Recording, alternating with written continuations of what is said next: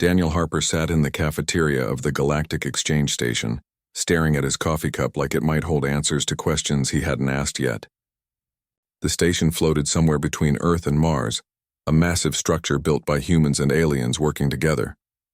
It had been his home for 3 years now, ever since he signed up for the Cultural Exchange Program. Across from him sat his best friend, though calling Zeke a friend still felt strange sometimes. Zeke wasn't human. His real name was something Daniel couldn't pronounce properly, a series of clicks and whistles that hurt human throats to attempt. So they settled on Zeke, which the alien seemed to find amusing. Zeke belonged to a species called the Velkari.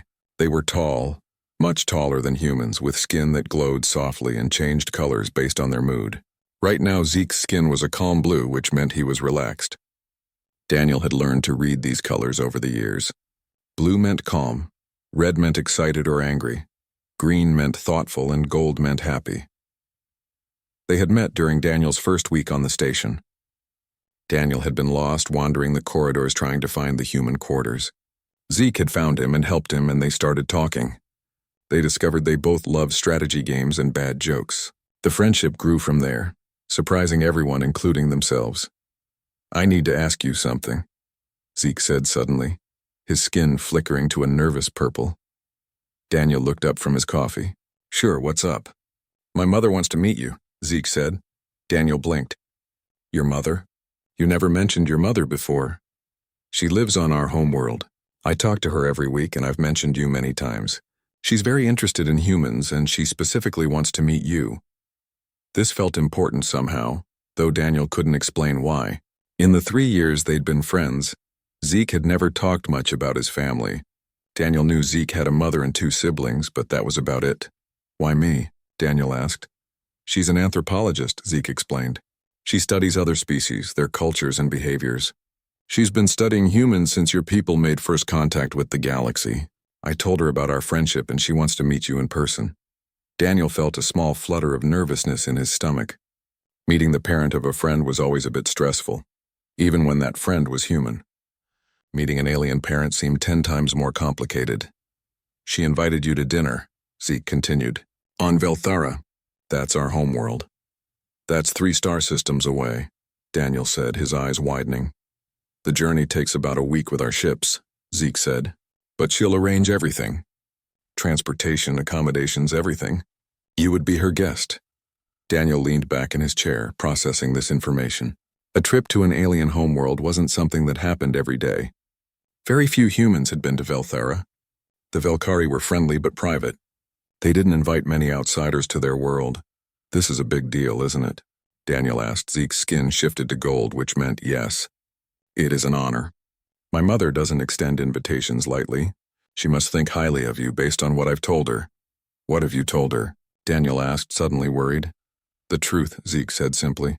"That you're kind, curious, funny, and open-minded. That you treat me like a person, not like an alien curiosity. That you're a good friend." Daniel felt warmth spread through his chest. Hearing that meant more than he expected. "When would this happen?" 2 weeks from now, if you agree. You would need to request leave from your duties here. But my mother has already contacted your supervisor. It's approved if you want to go."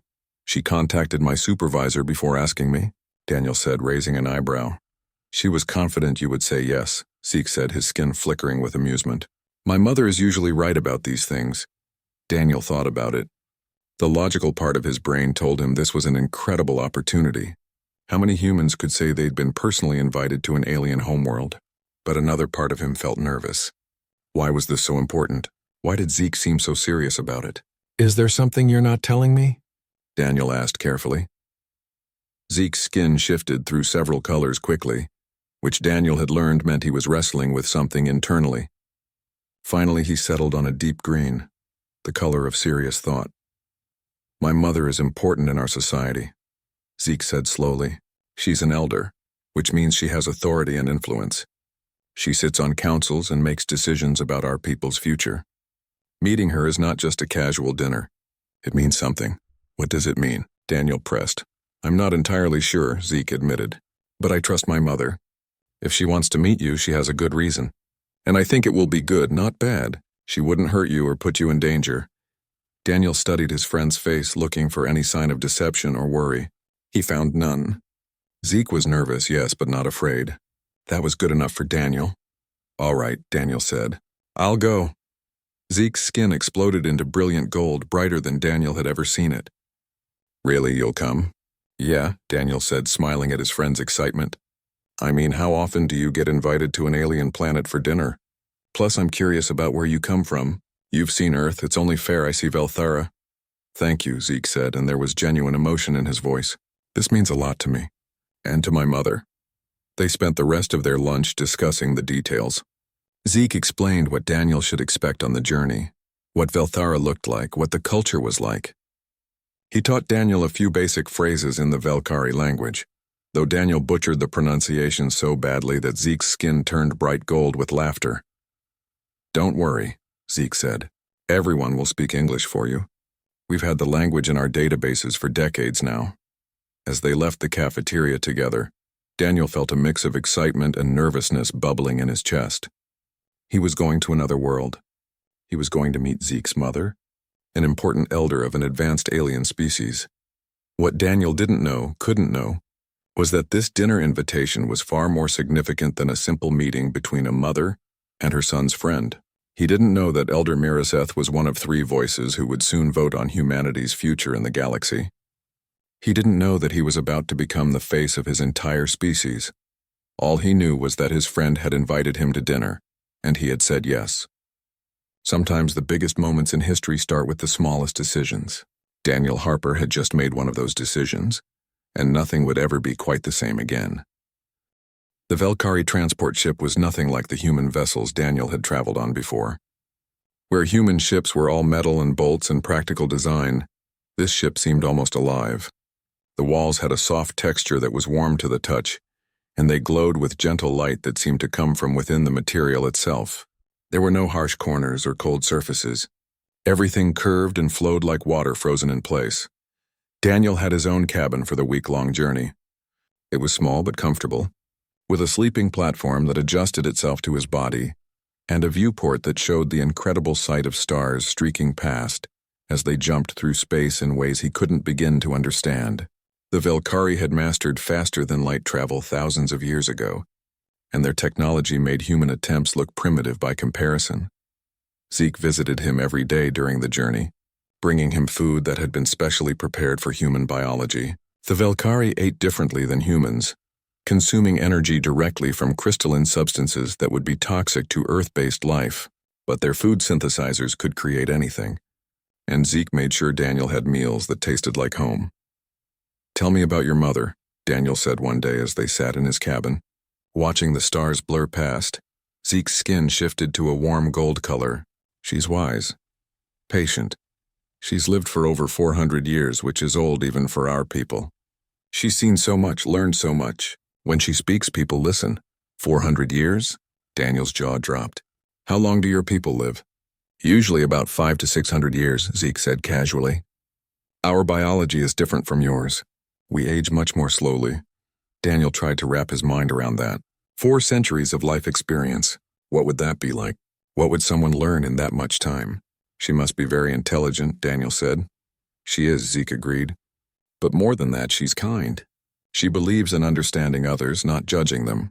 That's why she became an anthropologist. She wants to know why species do what they do, what drives them, what makes them unique."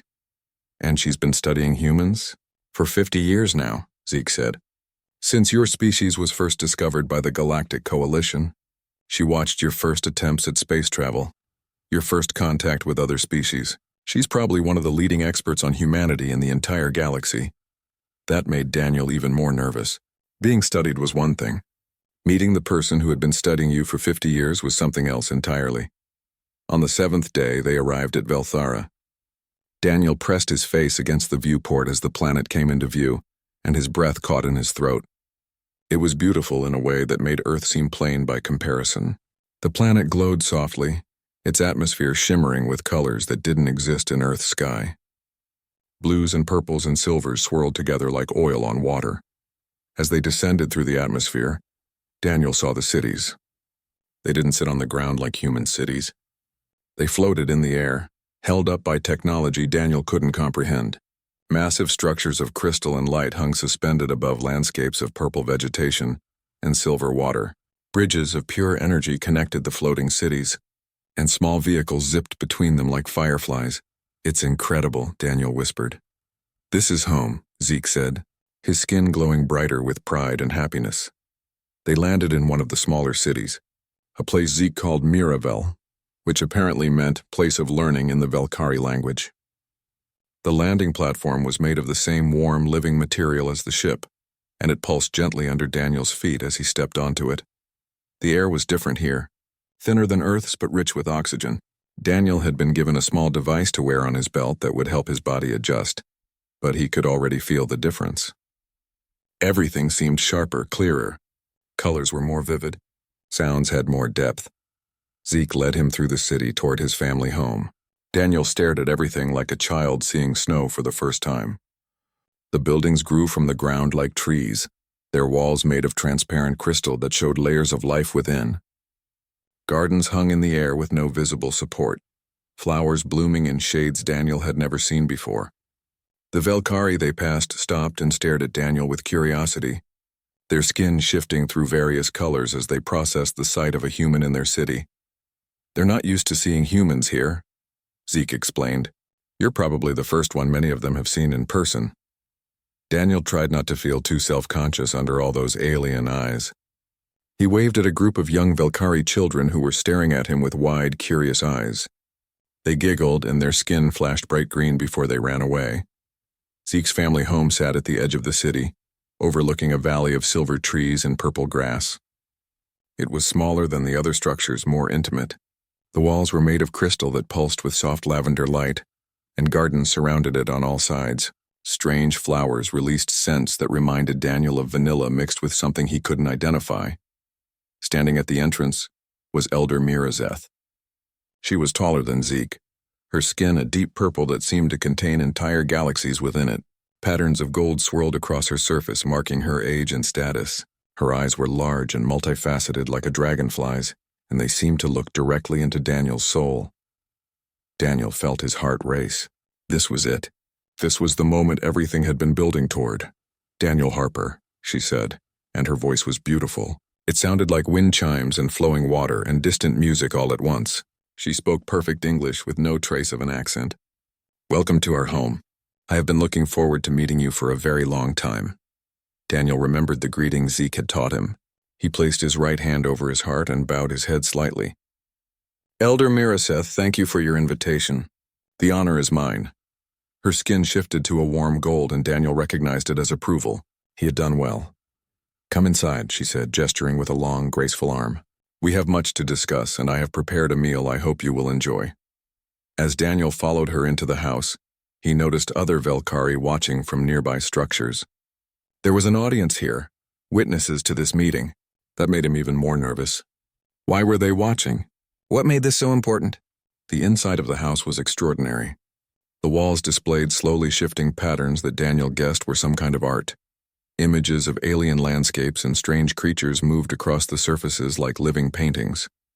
The furniture was minimal but elegant, and it seemed to adjust itself as Daniel approached, forming seats and surfaces that would accommodate his human body.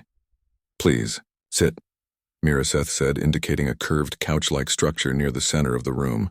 "Make yourself comfortable. This is your home while you are here." Daniel sat, and the furniture immediately molded itself to support his back perfectly. It was the most comfortable seat he had ever experienced. Zeke sat beside him, his skin flickering between nervous purple and encouraging gold. Mirazeth settled across from them, her massive form somehow graceful as she arranged herself.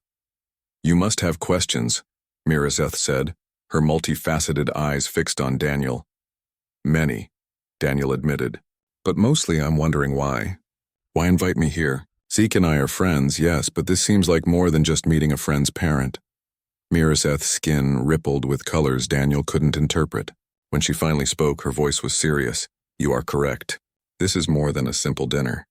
I asked you here because I need to understand something. I need to understand humanity, and I believe you can help me do that." "I'm just one person," Daniel said. "I can't speak for all of humanity." "Perhaps not," Mirazeth agreed. but you can speak for yourself. And sometimes one voice is enough to understand an entire symphony. Will you help me, Daniel Harper? Will you show me who humans really are? Daniel looked at Zeke, who gave him an encouraging nod. Then he looked back at Mirazeth, at this ancient being who had lived for 4 centuries and studied his species for 50 years. I'll try, he said simply. The meal that Mirazeth served was unlike anything Daniel had ever experienced. The food floated to the table on platforms that seemed to be made of solidified light. Each dish was a work of art, glowing softly with inner luminescence. Some items changed color as he watched them. Others seemed to shift shape slightly, responding to his presence. Everything has been synthesized to be safe for your biology, Mirazeth explained, as she gestured for Daniel to begin. Our food would be toxic to you, as yours would be indigestible to us. But our technology allows us to create anything we can imagine. Daniel picked up a utensil that had formed itself in his hand. It felt warm and comfortable, perfectly weighted for his grip. He tried the first dish, something that looked like liquid silver but tasted like the best soup he had ever eaten. Flavors bloomed on his tongue, changing and evolving with each moment. This is amazing, he said honestly. I am glad you enjoy it, Mirazeth replied. Her skin had settled into a calm blue color. Food is important to humans, I understand. You have entire cultures built around meals and their preparation. We do, Daniel agreed. Sharing food is how we bond, how we show love and friendship. Interesting, Mirazeth said, and her skin shifted to green, the color of thought. The Velkari do not have this custom. We consume energy when needed, but there is no social component to it. Yet another difference between our peoples. They ate in comfortable silence for a few minutes. Zeke picked at his own meal, some kind of glowing crystal that he broke into pieces and absorbed through his skin.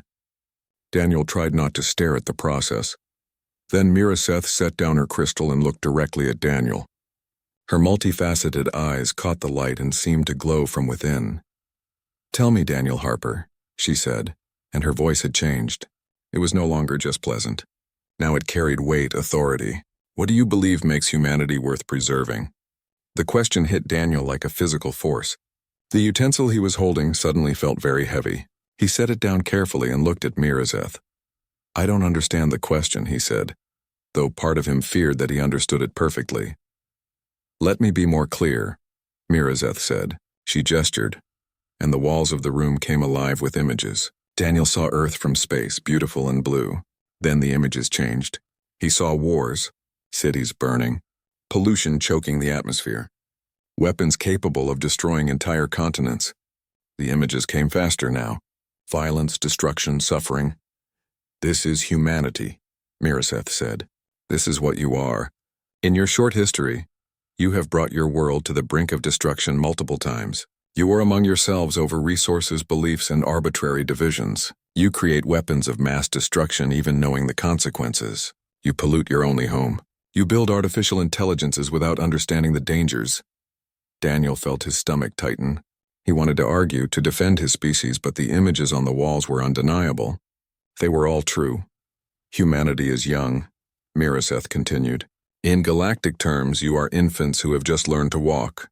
You have discovered faster than light travel, yes. You have made contact with other species, but you are not ready for what comes next. What comes next? Daniel asked, his voice barely above a whisper. Full membership in the Galactic Coalition, Mirazeth said. Right now, humanity has limited access to galactic technology and trade. You are kept, for lack of a better word, in a quarantine zone. Your solar system is yours, but you cannot go beyond without permission. You cannot access most of our technology. You cannot vote on galactic matters. I didn't know that, Daniel said. Most humans do not. Mirazeth replied. Your leaders know, but they keep it quiet to avoid panic. The truth is that the Galactic Coalition does not trust humanity. They see you as dangerous, unpredictable, violent, and they are not entirely wrong. Daniel felt a weight settling on his chest. And you agree with them? I do not know, Mirazeth said, and for the first time Daniel heard uncertainty in her voice. That is why you are here. In 3 days, the Galactic Council will vote on whether to grant humanity full membership. My vote will likely be the deciding factor. The weight on Daniel's chest became crushing. Your vote? You're one of the people deciding our future? I am, Mirazeth confirmed. I am one of 3 council members whose votes are not yet decided. The others have made up their minds. Some will vote yes, some will vote no. It will come down to we 3 undecided voices.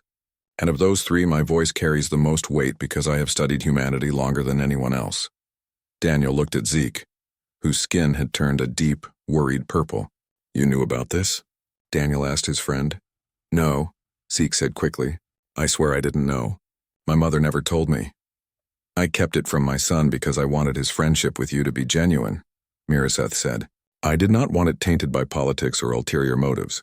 Your friendship is real and it is valuable, but now the time has come for me to make a decision, and I need information that data and observations cannot give me.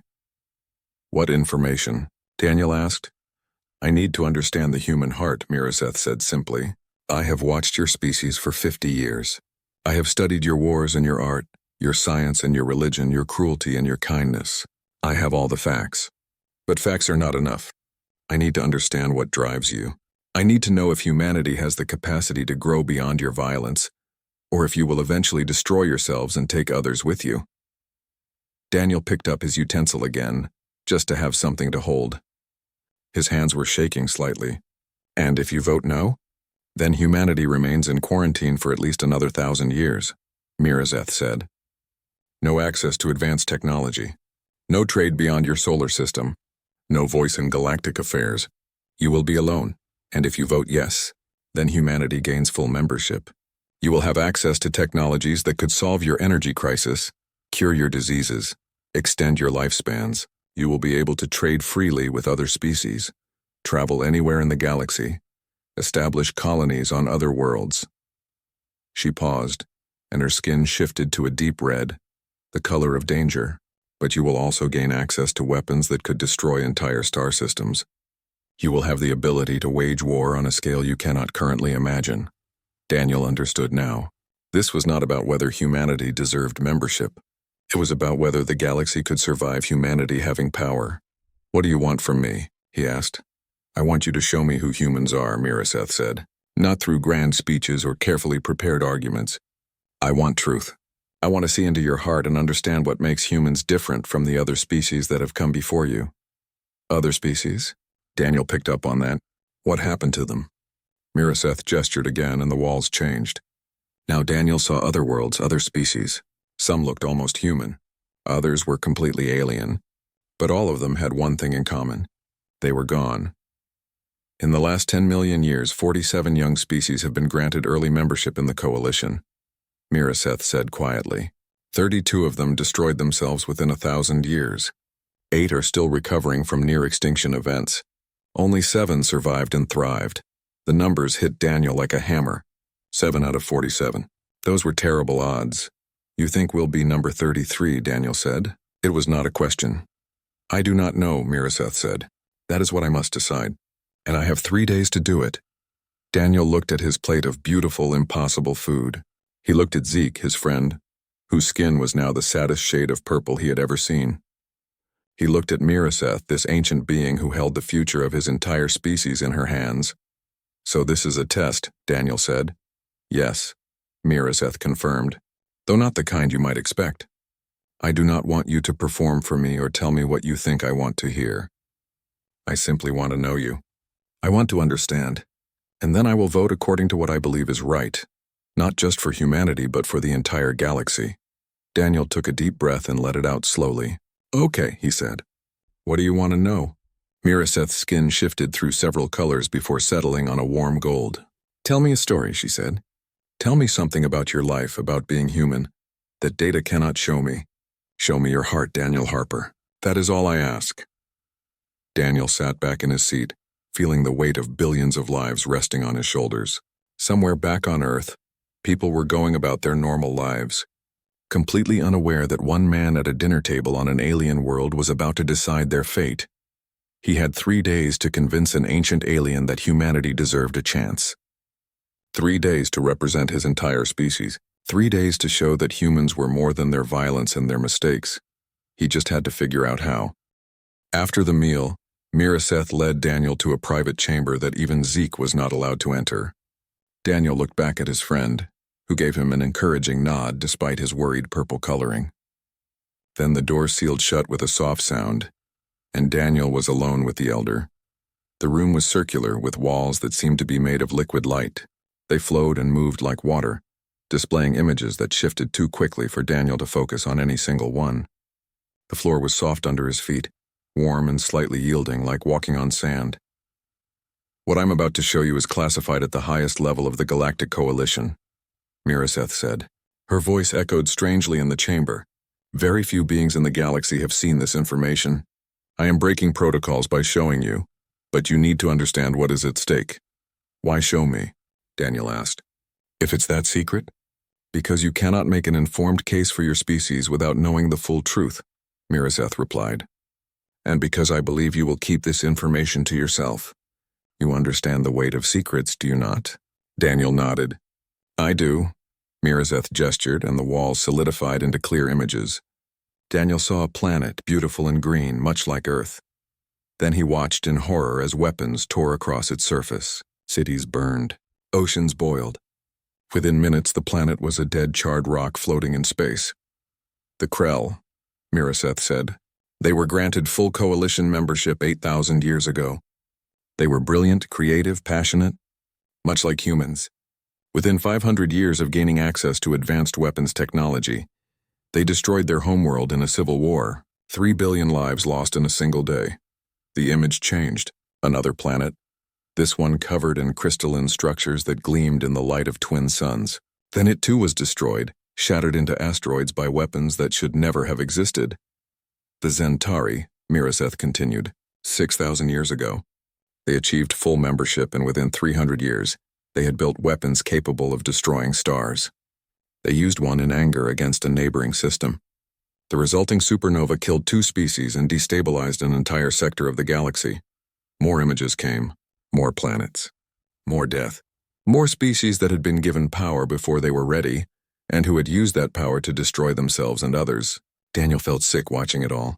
32 species, Miraseth said quietly. 32 times the Council has voted to grant early membership to a young, promising species.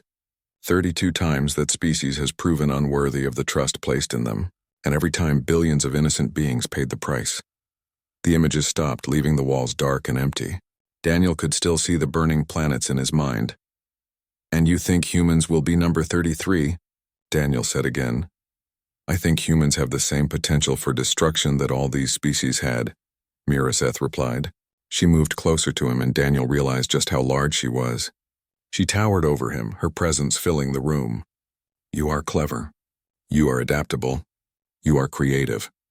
These are wonderful qualities, but they are also dangerous qualities when combined with aggression and tribalism." "We're not all aggressive," Daniel protested. "Most humans just want to live their lives in peace." "Most Krell wanted that too," Miraseth said. "Most Centauri wanted that too. But it only takes a small number of violent individuals to access powerful weapons, to cause catastrophic damage. And humanity has shown, time and time again, that you are willing to kill your own kind over the smallest differences." Daniel wanted to argue, but he couldn't. History was full of humans killing other humans. Wars over land, resources, religion, politics, race, ideology. The list went on and on. "So why even consider voting yes?" Daniel asked. "If we're just like all those other species that failed, why give us the chance?" "Because you are not exactly like them," Miraseth said. Her skin shifted to that thoughtful green color. "There are differences.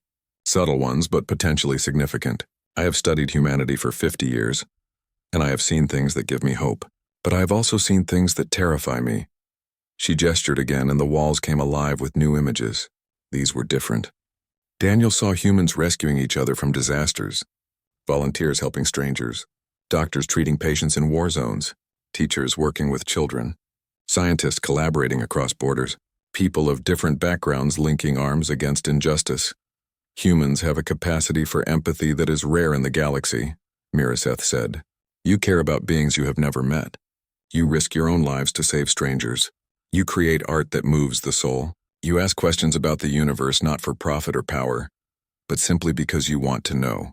These are beautiful qualities, but," Daniel heard the unspoken word, "but you also have a capacity for cruelty that rivals the worst species I have studied." Miraseth finished. You torture and kill not just for survival or resources, but for pleasure, for revenge, for ideology. You create hierarchies and oppress your own kind. You destroy your environment even knowing it will kill you. You are capable of great love and great hate, often toward the same individuals. Daniel sat down on the soft floor, feeling overwhelmed. So we're a paradox. All species are paradoxes to some degree, Mirazeth said, sitting across from him with surprising grace. But humans are an extreme example. You are the best and worst of what intelligence can produce, all wrapped together in one volatile package. What do the other council members think? Daniel asked. They are divided, Mirazeth said. Some believe humanity shows enough promise to warrant membership. They point to your art, your science, your exploration drive. Others believe you are too dangerous and should remain quarantined indefinitely. They point to your wars, your weapons, your history of genocide. Both sides have valid arguments. And you're the tiebreaker. I am, Mirazeth confirmed, because I have studied you longer than anyone else. My opinion carries the most weight. If I vote yes, humanity likely gains membership. If I vote no, you likely remain in quarantine. Daniel looked at the images on the walls, the ones showing humans at their best. Then he looked at the empty wall where the destroyed planets had been displayed. Remnants of species at their worst. What happens if we get membership and then prove we can't handle it? He asked. Then you will be stopped, Mirazeth said simply. By force if necessary. The coalition has protocols for dealing with dangerous species. You would be either contained or in extreme cases eliminated. Eliminated? Daniel's blood ran cold. It has never come to that, Mirazeth said quickly. Even the worst failures destroyed only themselves, not others. But the protocols exist. If a species threatens the stability and safety of the galaxy, the coalition will act to protect the greater good. Daniel understood what she was really saying. If humanity got access to advanced weapons and used them against other species, humanity would be destroyed. The entire species wiped out to protect everyone else. That's the real test, isn't it? Daniel said slowly. You're not just deciding if we deserve membership. You're deciding if we're worth the risk of keeping alive at all. Mirazeth's skin flickered through a dozen colors before settling on a deep, sad blue. I wish that were not true, but yes. If I vote yes and humanity proves catastrophically dangerous, I will bear responsibility for whatever destruction you cause. Billions of lives, perhaps trillions, could be affected by my decision. And if you vote no, you condemn humanity to isolation and stagnation for 1,000 years. We might never recover from that. Also true, Mirazeth agreed. It is not a decision I take lightly. They sat in silence for a long moment. Daniel thought about Earth, about all the people there who had no idea their fate was being decided light years away by beings they had never met. He thought about his family, his friends, everyone he had ever known. All of them depending on him to represent humanity well.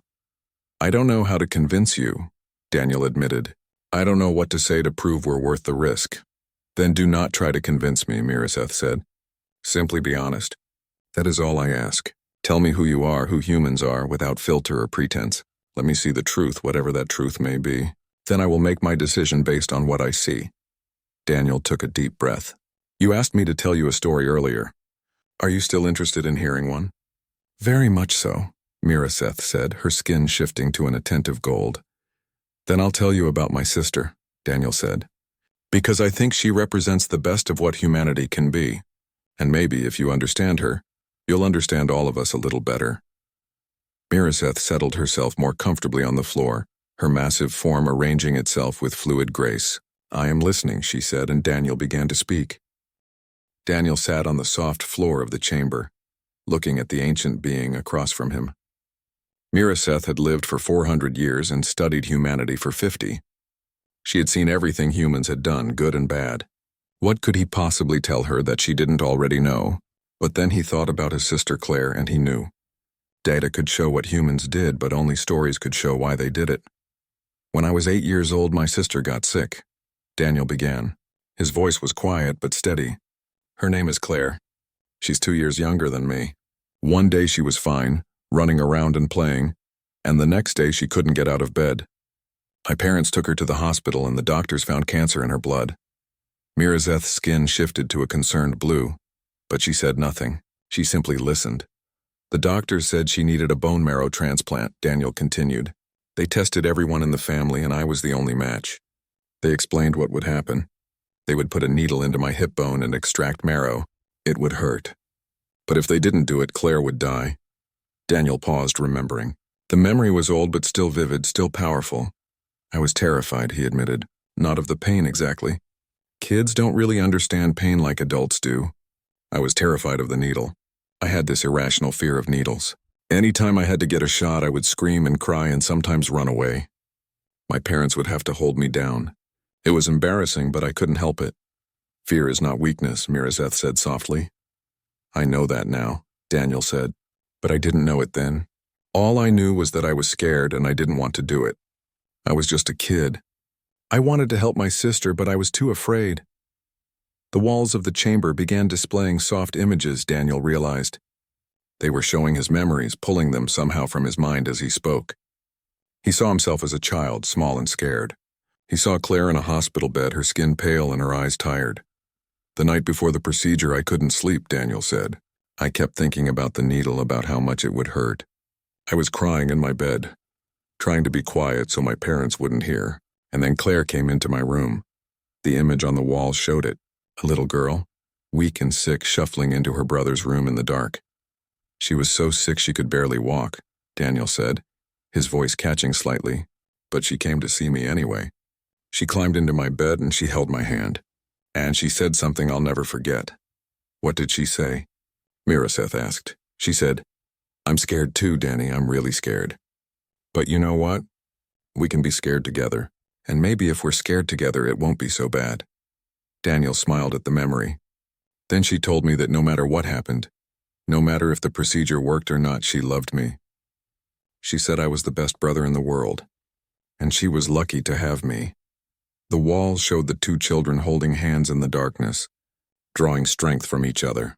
The next morning, when they came to take me for the procedure, I was still terrified, Daniel said. My hands were shaking. My heart was racing.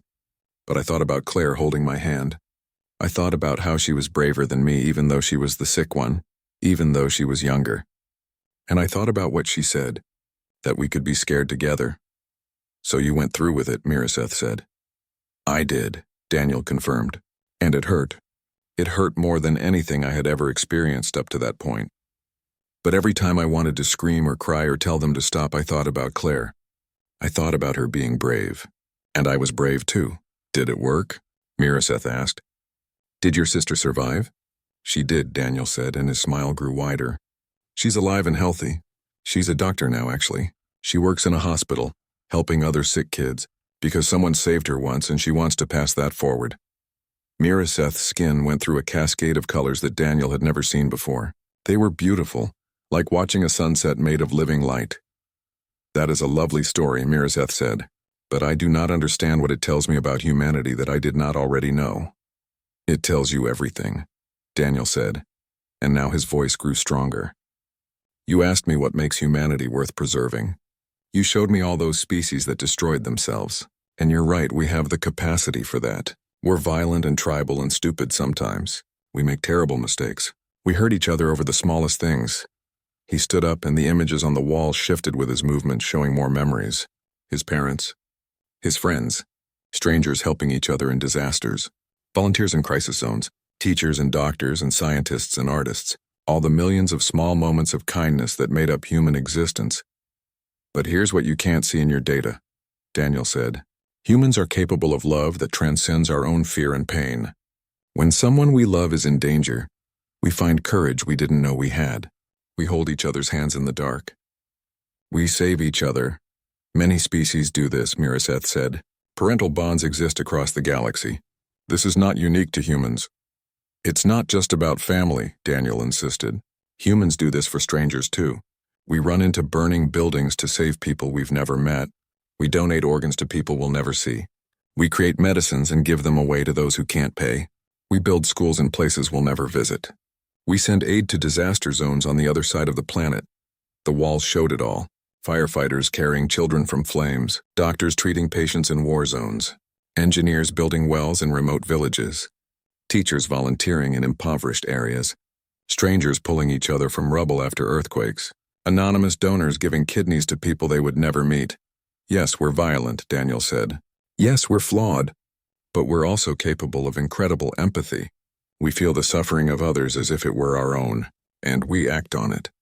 We save each other not because we have to, but because we can't stand not to.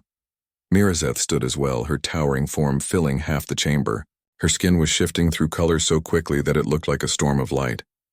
"The species I showed you earlier," she said slowly, "the ones that failed. They were capable of love too. They cared for their families, their communities. But it was not enough to overcome their capacity for violence. Maybe they didn't learn to hold hands in the dark," Daniel said quietly. "Maybe they never learned that being scared together is better than being brave alone. Maybe they never learned that saving someone, even when it hurts, even when you're terrified, is what makes life worth living." He walked closer to Mirazeth, looking up at her massive form without fear. "You've been studying us for 50 years, Daniel said. You've seen our wars and our cruelty. But have you seen our hospitals? Have you seen our volunteer organizations? Have you seen the millions of people who spend their lives helping others for no reward except knowing they made someone's life better?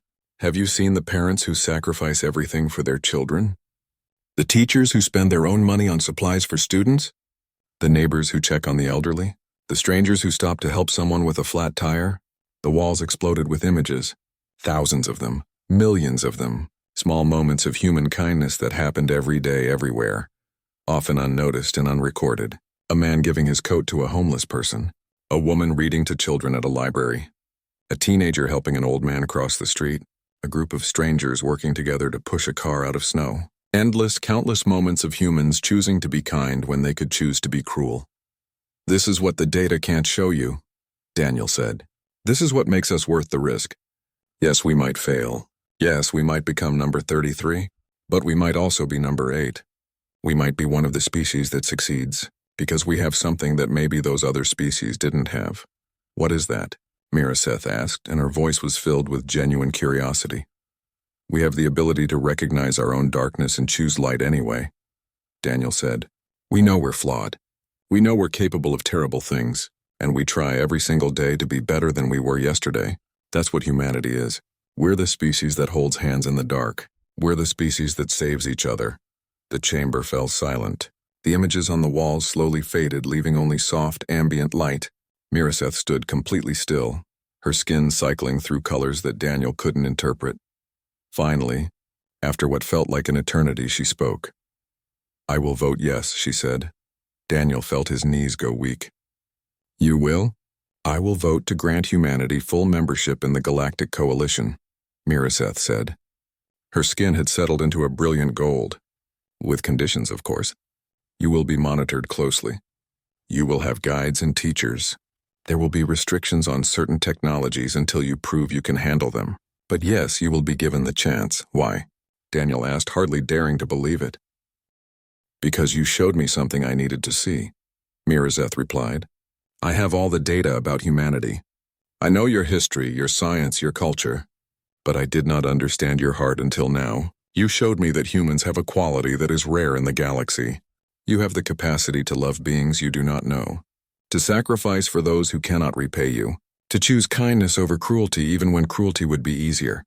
She moved closer to him, and Daniel saw something in her multifaceted eyes that looked like respect.